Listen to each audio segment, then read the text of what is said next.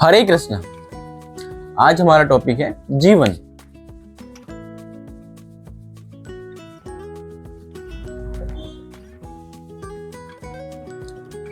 Life.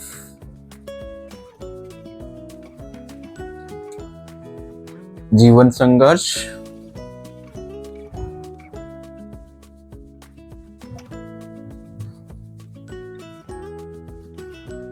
जीवन संगीत।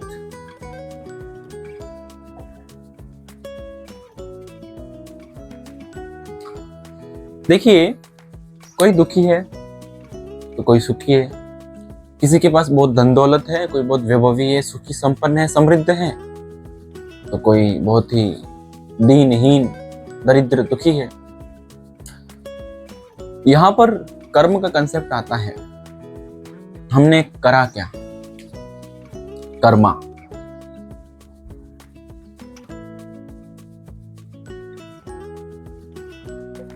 जिसे जन्म कुंडली में ज्योतिष से सैटर्न शनि से जोड़कर देखा जाता है।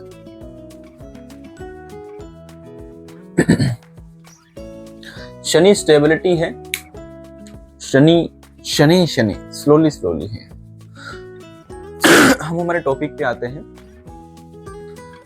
अगर आप समृद्ध हैं, अगर आप संपन्न हैं, अगर आपके पास सभी सुख सुविधा, सुंदर शरीर, स्वस्थ शरीर, समृद्ध जीवन सभी प्रकार से उपलब्ध है, इसका मतलब है कि आपने कहीं न कहीं बहुत अच्छे कर्म करे हैं,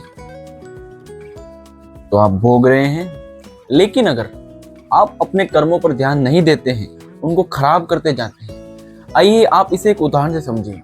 जैसे कि एक गेम है, एक मोबाइल गेम, एक स्मार्टफोन का गेम समझिए आप, जिसमें एक ट्रेन वाला गेम आता है कि जिसमें एक बच्चा, एक लड़का है जो दौड़ रहा है ट्रेन पटरी पे, और ट्रेन के ऊपर दौड़ रहा है, तो उसके पीछे एक पुलिस वाला और एक कुत्ता लगा हुआ है, ठीक है।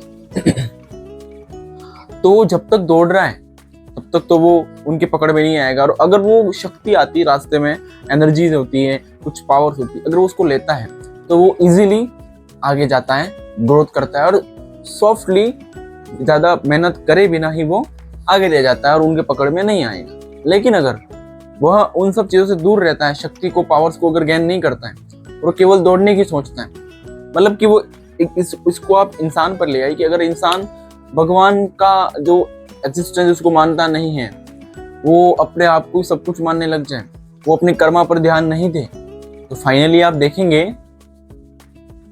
कि जो उसने पॉजिटिव कर्मा क्रिएट करे, एक दिन वो खत्म हो जाएंगे। थोड़ा सा लॉजिक लगाइए। आपने कर्मा अच्छे करे तो आपको सुख मिल रहा है। आपने अपने अच्छे कर्मा का सुख के चक्कर में आप अच्छे कर्मा करना भूल गए एक्स्ट्रा। आपने इसे आप अपने धन से भी लगा सकते हैं कि आप नित्य धन कमाते हैं, तो धन आपका इकट्ठा होता जा रहा है।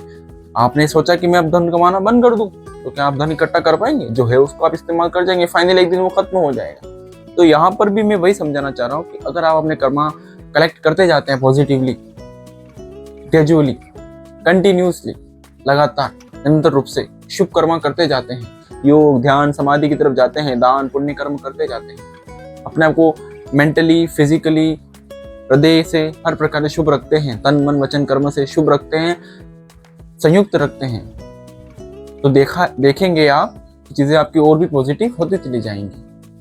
आपको इन जन्म कर्म के बंधन से मुक्ति मिल जाएगी। और अगर आप इन चीजों पर ध्यान नहीं देते हैं और आप केवल और केवल इस भौतिक संसार में पड़े रहते हैं, ईश्वर के एग्जिस्टेंस को मानने को भी तैयार नहीं है, तो फाइनली आप देखेंगे स्थिति बहुत खराब आएगी। तो मेरा आपको यही समझाने का उद्देश्य था कि आप अपने कर्मों पर ध्यान दें। आपके पास सब कुछ समृद्धि है, तो आप उसी को सब कुछ नहीं मान लें, क्योंकि उसका भी एक समय होता है, एक समय आएगा वो चली जाएगी।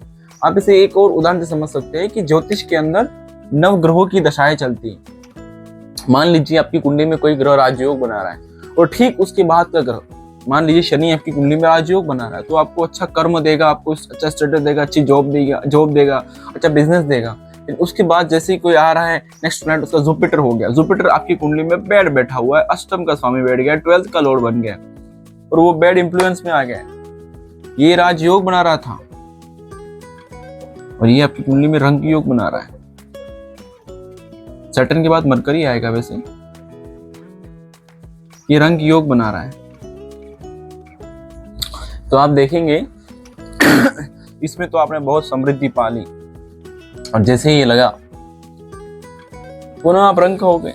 पर अगर आपने इस राजयोग काल में शुभ कर्मा करे हैं, अपने सुख की समृद्धि की स्थिति में भी खुद को भगवत प्राप्ति में सत्कर्मों में लगाए रखा है, ईश्वर के एग्जिस्टेंस को माना है और अपने आप को एक सही फ्लो दिया है, तो फाइनली आप देखेंगे जैसे आपका ये समय आएगा बुध का, भले रंग योग बना रहा है लेकिन वहां पर भी आप ईश्वर की कृपा से बच पाएंगे और सही ग्रोथ कर पाएंगे।